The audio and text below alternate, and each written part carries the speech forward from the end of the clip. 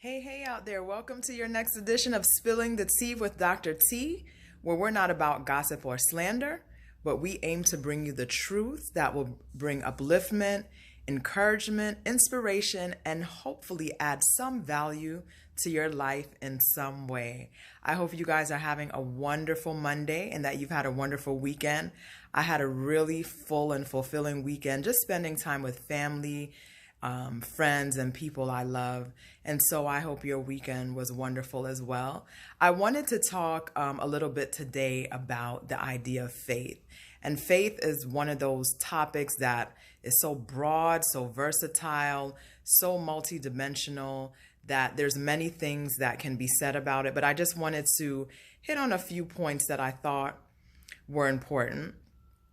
And to start from a Christian perspective, the definition that most of us think of is from Hebrews 11:1.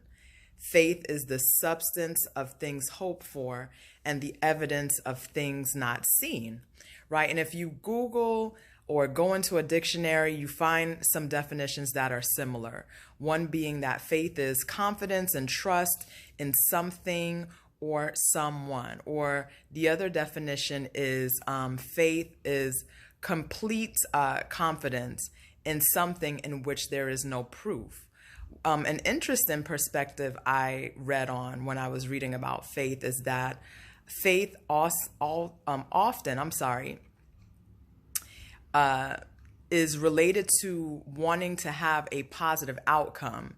And so in that respect, when you think about faith, there's an emotional aspect. So what the writer meant when he wrote this, and I'm forgetting the blog I saw this on, was that most of us don't have faith for a negative outcome, right? We have faith for a positive outcome or in something related positively to a person.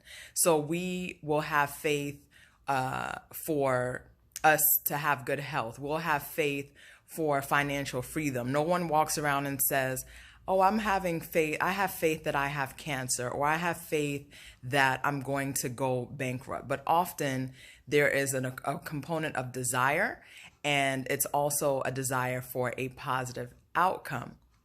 So that's one aspect of faith. And when you think of those definitions of faith, faith is basically a universal principle. It doesn't matter what culture you're from. It doesn't matter your age. It doesn't matter your religion. That every single human being in some way or another engages with and exercises faith. So when you get on an airplane, you believe in faith that that pilot is going to get you to where you need to go, that he knows what he's doing, that he's gifted and studied and skilled in the area of flight, and that you're going to get to where you need to go. If there is someone in your family who's sick, you believe in faith that that person is going to get better, and you put faith in the medical system and the doctors that are taking care of that person. So in every single one of us, it doesn't matter where in the world you are, we engage with and we exercise faith. So that's one perspective. Then we have the perspective of religion, right? And in that respect, faith is belief in the teachings or the doctrines of a particular belief system.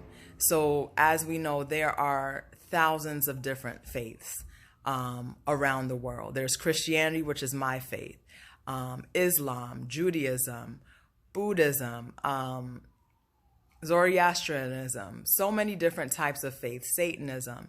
And those faiths are, as I said, a belief in a particular type of teaching or a doctrine.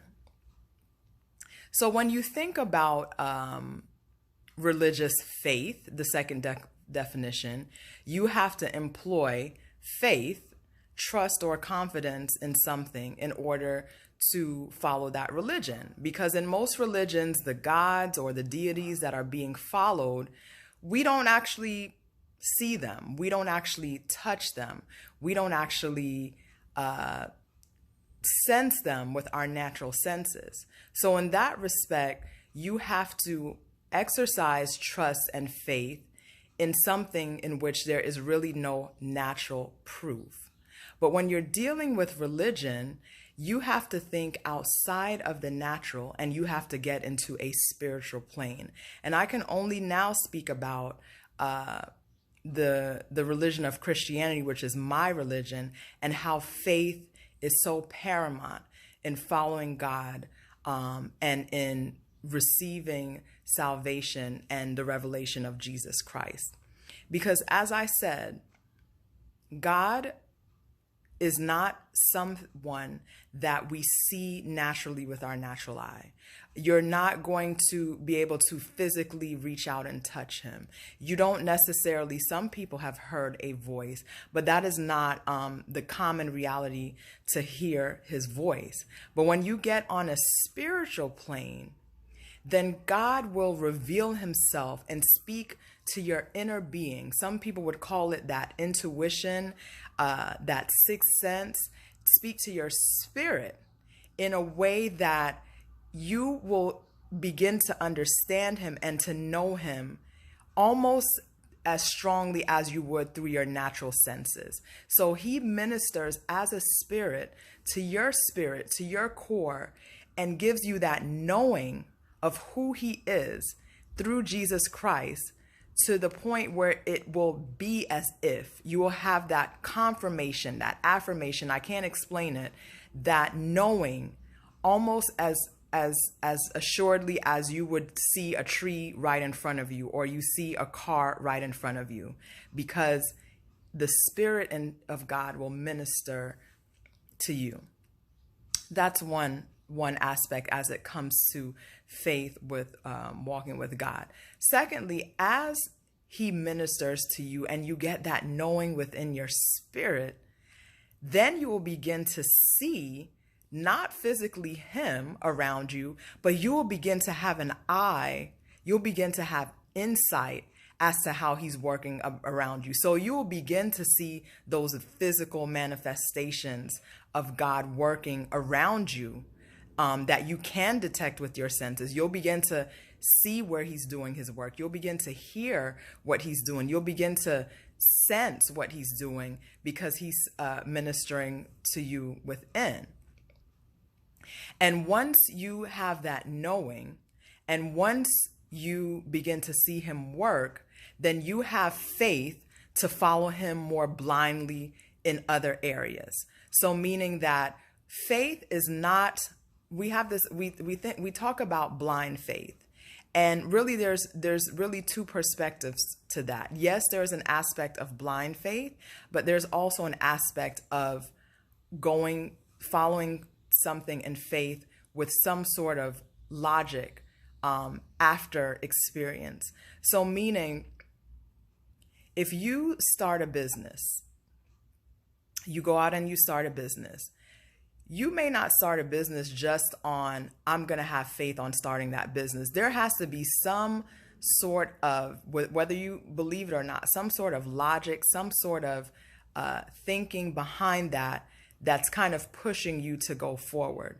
And the awesome thing is with God is that the more you walk with him, because he is not blind, is because he does know that all that is going on, is because he sees all things. You can walk blindly, a little bit more blindly, a little bit more not knowing for the smaller things, because you have the overarching faith in a God who knows and can do all things. So as you walk more with God and he begins to show you himself, and you begin to know the reality of who he is through Jesus Christ in a way that is beyond your natural senses, then because of your experience with him, because of the pattern of how he has shown himself as reliable, because as he has proven himself, then you begin to have more strength and more assurance in walking in the day-to-day things, because the larger framework of your faith is based on a God who is completely reliable and who you can completely put your trust in overall, even when for the smaller day-to-day things you may not know he knows. So this is your latest edition of Spilling the Tea with Dr. T. The truth is, faith is a foundational principle, And you have to think about, what are you putting your faith in? What are you putting your faith in? Each and every one of us put our faith in something. We were created to have faith in God. But as the world has deteriorated, we put our faith in things that have no reliance, have no assurance. But if you put your faith in that God who knows and sees all things, you can walk more confidently when you yourself cannot see. This is Dr. T. I hope you have a wonderful, wonderful rest of your day.